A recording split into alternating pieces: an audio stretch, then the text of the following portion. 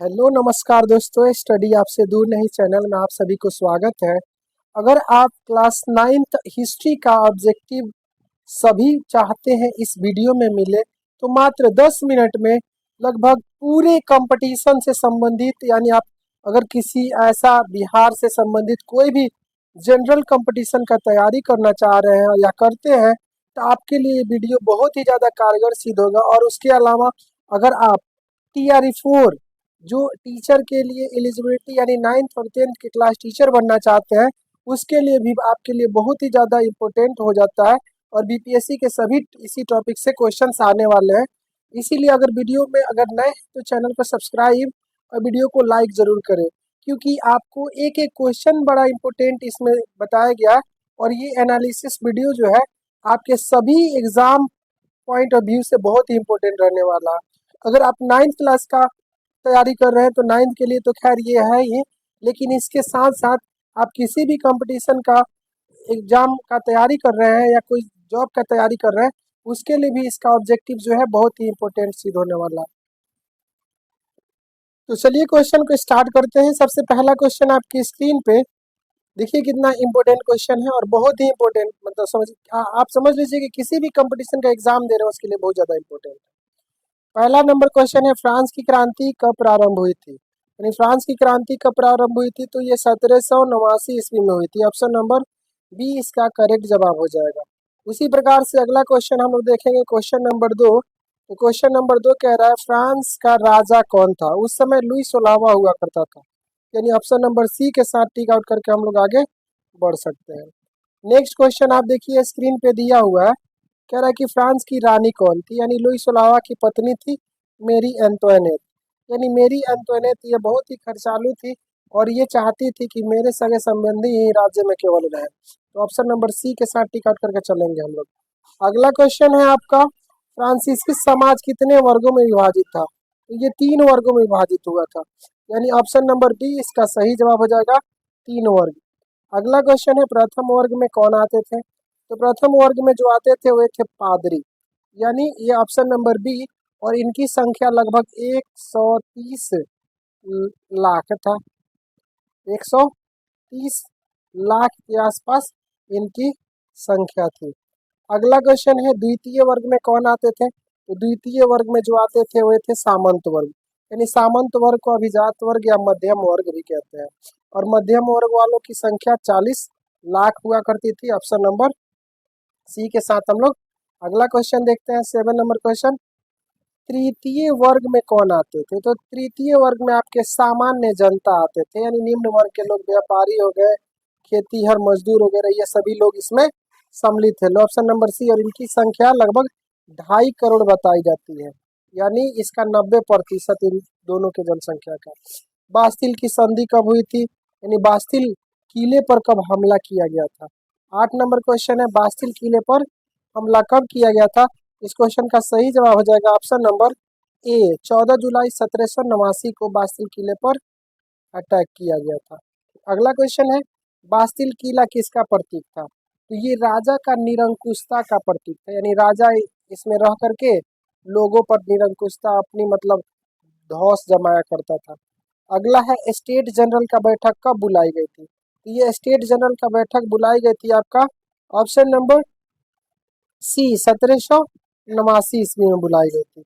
Next question हमारा है, कह रहा है कि टेनिस कोर्ट की शपथ, यानी टेनिस कोर्ट की शपथ कब ली गई थी? तो ये आपका क्वेश्चन नंबर का सही जवाब देगा ऑप्शन नंबर ए, ये 20 जुलाई 1789 को ली गई थी। नेक्स्ट क्वेश्चन है, मानव और नागरिक अधिकारों की घोषणा कब की गई थी? इस क्वेश्चन का सही जवाब हो जाएगा, मानव अधिकार आयोग की घोषणा ये किया गया था 1789 में। इसका सही जवाब ऑप्शन नंबर ए हमारा हो जाएगा। अगला क्वेश्चन हमारा देखते हैं, क्वेश्चन नंबर 12 के बाद 13 क्या कह रहा है कि फ्रांस का राष्ट्रीय गीत क्या था? यानी फ्रांस के राष्ट्रीय गीत क्या थे? तो ये आपके हो जाएगा मार्सिलेज। मार्सिलेज यानी ऑप्शन नंबर बी इसका सही जवाब हो जाएगा। नेक्स्ट क्वेश्चन आपका नंबर क्वेश्चन, फ्रांस फ्रांस के फ्रांस को गणतंत्र घोषित कब किया गया था? इस क्वेश्चन का सही जवाब हो जाएगा 1792 ईस्वी। ऑप्शन नंबर सी के साथ हम टिक आउट करके जा सकते हैं। अगला क्वेश्चन है लुई 16वां को मृत्यु दंड कब दिया गया था? ये 1793 ईस्वी में इसको मृत्यु दंड दिया गया था। उसके बाद से सत्ता पर आपका आ गए थे निकोलस। नेक्स्ट क्वेश्चन हमारा है 16 गिलोटिन क्या था? तो गिलोटिन एक सिर काटने वाला यंत्र था। ऑप्शन नंबर सी के साथ हम लोग चलेंगे। नेक्स्ट क्वेश्चन 17 नंबर कह रहा है जैकोबिन दल का नेता कौन था? तो ये रॉबेस्पियर थे। ऑप्शन नंबर सी को टिक आउट करके हम लोग आगे बढ़ेंगे। अगला क्वेश्चन है रॉबेस्पियर के शासनकाल को क्या कहा जाता था? ये आतंक के शासनकाल से नाम से जाने जाते थे। ऑप्शन नंबर ए इसका सही जवाब हो जाएगा। डायरेक्टरी का स्थापना किसने सॉरी कब किया गया था? तो ये आपका 1795 ईस्वी। ऑप्शन नंबर सी के साथ टिक आउट करके हम लोग आगे बढ़ सकते हैं। अगला है नेपोलियन बोनापार्ट को सत्ता कब मिला? यानी जैसे ही आपका ये आप लुई 16वां को फांसी दिया गया उसके बाद 1799 ईस्वी में नेपोलियन बोनापार्ट गद्दी पर बैठता है। अगला क्वेश्चन है फ्रांसीसी क्रांति का मुख्य नारा क्या था? ये 42वां संविधान संशोधन जो है हमारा में सम्मिलित किया गया स्वतंत्रता समानता और बंधुत्व यही उस समय का नारा हुआ करता था। टाइथ क्या था? तो यह एक प्रकार का कर था और ये किससे लिया जाता था? तो पादरियों से लिया जाता था। ऑप्शन नंबर बी के साथ टिक आउट करके हम लोग आगे बढ़े। लेटर ऑफ डी कैश क्या था? यानी लेटर ऑफ डी कैश क्या था? पहला में कर है और उसके बाद से अगला है ये एक प्रकार का क्या था? गिरफ्तारी वारंट हुआ करता था। यानी ऑप्शन नंबर बी को टिक आउट करके हम लोग आगे बढ़ेंगे। नेक्स्ट क्वेश्चन इज फ्रांस का संविधान पहली बार कब बना था? ये आपका ऑप्शन नंबर बी 1791 ईस्वी में संविधान इसका बना था फ्रांस का। अगला क्वेश्चन है सक्रिय नागरिकों की न्यूनतम आयु कितनी थी? तो 25 वर्ष। ऑप्शन नंबर सी इसका सही जवाब हो जाएगा। नेक्स्ट क्वेश्चन कह रहा है महिलाओं के अधिकार का समर्थन कौन थे? ओलंग द गुज ये महिलाओं के समर्थन के लिए जाने जाते थे। महिला और नागरिक अधिकारों की घोषणा किसने की थी? ये ओलंग द गुज हो जाते हैं। ऑप्शन नंबर सी। दास प्रथा का उन्मूलन कब हुआ था? तो ये आपका 1794 ईस्वी। ऑप्शन नंबर बी को टिक आउट करके हम लोग आगे बढ़ेंगे। और दास प्रथा को पुनः किसने लागू कर दिया था? तो ये नेपोलियन बोनापार्ट जब आया। Option number C. ये दास प्रथा को फिर से लागू कर दिया। नेक्स्ट क्वेश्चन है फ्रांसीसी क्रांति से सबसे अधिक प्रभावी कौन हुए थे? तो ये यूरोप के सभी देश लगभग प्रभावित हुए थे, इसीलिए यूरोप के अनेक देश हो जाएगा। ऑप्शन नंबर सी को टिक आउट करके आगे बढ़ेंगे। ला पेंट्री का अर्थ क्या होता है? तो ये एक प्रकार की क्या होती थी? मातृभूमि होती थी।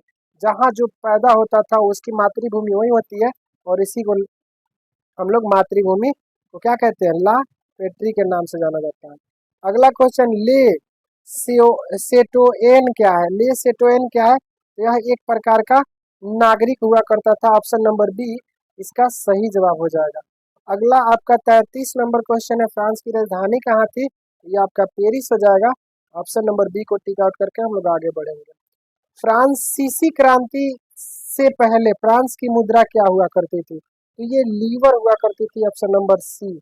और अगला क्वेश्चन है राष्ट्रीय सभा का गठन कब किया गया था? तो ये 1789 में। ऑप्शन नंबर ए के साथ हम लोग टिक आउट करके आगे बढ़ेंगे। मेराबियो कौन था? यह एक प्रकार का कुलीन वर्ग का नेता हुआ करता था, जैकोबिन दल का। ऑप्शन नंबर सी को टिक आउट करके हम लोग चलेंगे।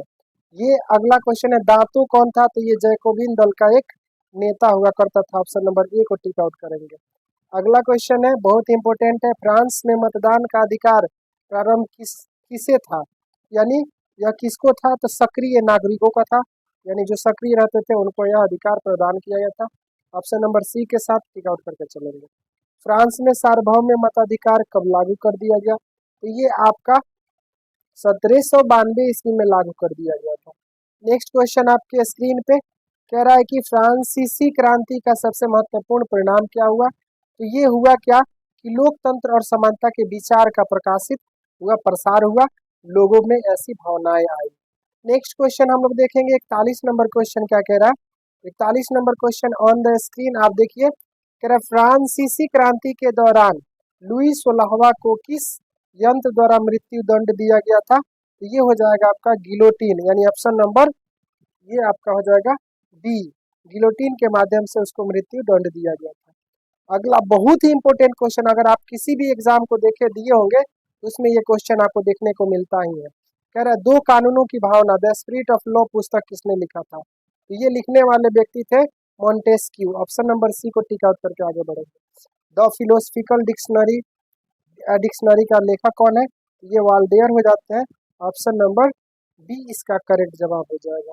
Next question on the screen, कह रहा फ्रांसीसी क्रांति के समय फ्रांस के वित्त मंत्री कौन हुआ करते थे? तो ये नेकर साहब हुआ करते थे। ऑप्शन नंबर ए इसका सही जवाब हो जाएगा। टूटी हुई जंजीर किसका प्रतीक हुआ करता था? तो ये स्वतंत्रता का प्रतीक हुआ करता था। Next question on the screen, कह रहा लाल टोपी किसका प्रतीक होता था? ये स्वतंत्रता का प्रतीक हुआ करता था। ऑप्शन नंबर ए को टिक आउट करेंगे।